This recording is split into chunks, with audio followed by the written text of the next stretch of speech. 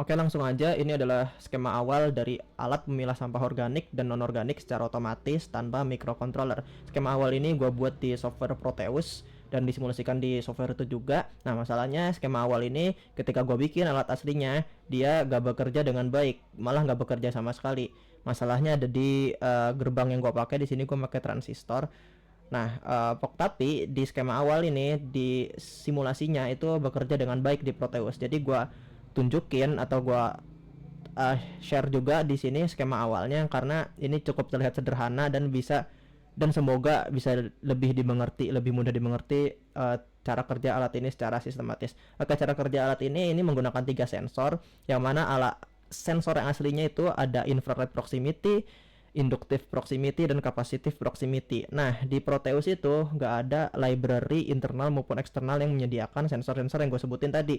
Makanya gue cari alternatifnya, yaitu di sini. Oh ya, di sini ada doang sih, satu doang yang infrared proximity. Tapi yang lainnya nggak ada yang proximity yang lain. Jadi di sini gue pengganti inductive proximity pakai magnetic hall, sama capacitive proximity gue pakai capacitive touch. Ya bedanya touch itu disentuh, kalau proximity itu gak nyentuh, udah kedetek. Oke, dari 3 sensor ini kita bikin sebuah konfigurasi atau kita pikir apa output yang kita inginkan gitu. Dan salah satu output yang kita inginkan, kita menggunakan logic gate. Nah, logic gate itu bisa didapatkan menggunakan keymap ya atau kernel map, tapi di sini gue pakai intuisi aja karena cukup sederhana. Tapi kalau mau lebih sederhana lagi itu pakai keymap, mantap. Itu bakal super sederhana. Apalagi di sini gue lihat sebenarnya bisa disederhanain lagi, cuman gue malas. Oke, untuk konfigurasinya itu kalau misalkan 3 sensor itu mati, maka servonya itu akan di kondisi netral atau 0 derajat. Oh ya, servo yang digunakan ini 180 derajat ya, jadi bisa 180 derajat lah, ngerti kan? Bisa min 90 derajat, bisa 90 derajat, bisa 0 derajat gitu. Jadi 180 derajat. Intinya kayak gitu. Lalu kalau misalkan infrared doang yang nyala, yang mendetek suatu sampah atau objek, terus yang lainnya itu mati, yang sensor ini mati, maka dia akan servo akan berputar ke arah sampah non organik itu, ke kanan gitu. Lalu kalau misalkan sensor 2 sama sensor 1 ini yang nyala, yang mendetek sesuatu, sedangkan sensor 3 nya ini mati, nggak mendetek apapun, dia akan ke non organik juga, servonya muter ke non organik. Lalu kalau misalkan infrared yang nyala dan kapasitif yang nyala, lalu yang ininya mati nih, induktif proximity-nya mati, maka di servo akan berputar ke organik. Nah, seperti itu. Nah, untuk mengetahui outputnya, kalau misalkan ini nyala, dia bakal kemana itu pakai keymap. Dibuat outputnya harus 3 lah. Dari 3 ke 3 apa tuh namanya? Encoder ya? Mungkin ya. Alright, di sini gue pakai transistor, dimana nih transistor yang malah gak jalan di alat aslinya, tapi di simulasi jalan. Nanti di skema akhir, skema akhir itu gua buat berdasarkan alat yang udah jadi. Jadi alat yang udah jadi gua rangkai ulang di Proteus, gua bikin ulang skema akhirnya. Nah, kayak begitu. Nah, buat alat yang udah jadi ini gua akal-akalin aja sih. Jadi kayak misalkan transistor itu gak bekerja di alat asli, gua ganti pakai relay. Terus habis itu tapi relay gak bisa nyala pakai IC. Gua kuatin arusnya pakai MOSFET ya, sebagai gerbang atau gate atau saklar yang menghubungkan arus yang lebih gede gitulah. Nanti gua kasih aja deh skema akhirnya. Lalu udah kayak gitu, outputnya tuh ngebuat ngebuka-buka gerbang ini, transistor sebagai gerbang atau saklar. Lalu masuk ke PWM.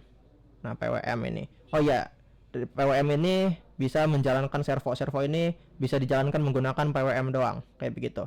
Dan PWM ini dibuat manual juga menggunakan IC 555. Dan untuk yang mengetahui mau putaran servonya berapa derajat, itu berdasarkan resistor yang di sini. Ini bisa gue ini nggak sih zoom? Nggak bisa ya? Wait, hop, bisa. Alright, nice. Nah, ini 800 ohm, 1431,8 ohm, 2000 ohm. Ya, sebenarnya ini angkanya jelek banget ya, apalagi yang tengah nih. Yang tengah nggak mungkin ada yang jual. Jadi mungkin solusinya bisa pakai potentiometer aja atau resistor variabel ya, biar lebih fleksibel. Apalagi? Oh ya, abis itu gue tambahin ini juga di alat jadinya. Mungkin gue kagak bikin 7 segment displayer, tapi di simulasinya gue pakai 7 segment displayer. Jadi ini opsional aja sih, terserah mau pakai atau enggak. Kalau gue nggak pakai. Ini cara merangkainya, cara buat 7 segment displayernya. Jadi ini menghitung ada berapa sampah organik dan non organik di masing-masing kantong ya. Tapi indikator untuk menyalakan atau menghitung nih 1, 2, 3, 1, 2, 3 itu bukan berdasarkan sampah masuk ya, tapi berdasarkan konfigurasi dari sensor juga, biar ya lebih hemat. Semoga dimengerti kalimat gua. Lalu ini ada custom ya, rangkaian custom di sini. Nah, rangkaian custom ini sebenarnya isinya sama aja kayak ini. Nah, kenapa gua pisah? Karena tadinya gua udah masukin ini ke sini dari output sini ke input dari counter ini. Tapi entah kenapa di simulasinya agak work. Jadi gua bikin counter custom isinya di sini. Ini gua bikin kotak aja biar lebih sederhana terlihatnya. Tapi intinya sama aja. Oke, ini skema awal. Buat skema akhir langsung aja. Ini adalah skema akhir ya. Nah, bedanya di skema akhir ini gua nambahin delay. Jadi kalau misalkan di awalnya di alat aslinya itu, ketika sensor udah mendetek, dia tuh langsung muter, shoot.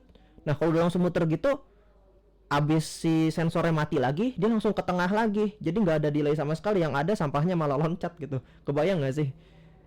Nah, jadi makanya gue tambahin delay di sini. Delay di tiap itu. Jadi kalau sensornya udah mendetek suatu objek, mungkin ada delay sekitar 3 detik baru muter. Pas abis si wadah sensor itu kosong, nggak mendetek apapun, dia akan nunggu 3 detik sebelum kembali ke netral atau 0 derajat dari servo gitu. Alright, ini gua delaynya pakai relay.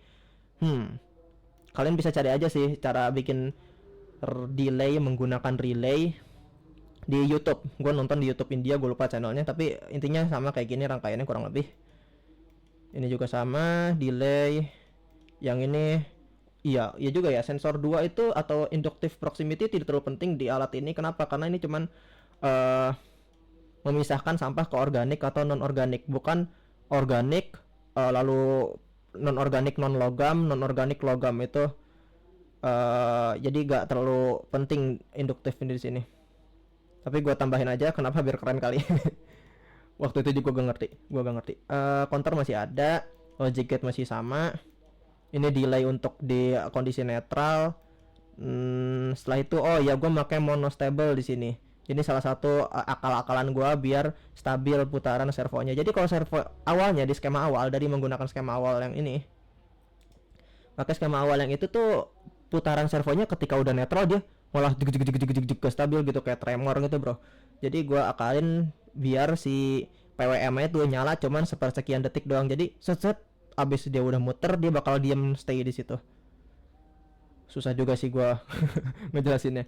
Oke, abis itu ini tadi kan gue udah jelasin transistor gak bekerja, gue ganti pakai relay. Dan relaynya ini dinyalain pakai aliran arus dari supply, tapi menggunakan MOSFET-nya IRFZ44N. Gak harus ini sih, cuman gue punyanya itu. Apalagi yang perlu gue jelasin ya? Oh iya, ada tambahan. Jadi power supply yang gue pakai itu pakai adaptor AC to DC 9 volt. Gue pakai 9 volt karena sensor di sini, 3 sensor ini, infrared proximity, inductive proximity, atau capacitive proximity ya, bukan di gambar ini sih, pokoknya yang di alat aslinya. Itu butuh tegangan input di rentang 7 sampai 36 volt dan 9 volt itu berada di rentang itu. Jadi gue pakai tegangan itu. Nah, kalau IC 555 ini sebenarnya harusnya 5 volt sih tegangan VCC atau inputnya. Tapi gue pakai 9 volt aman aja ya, dan lebih kuat juga.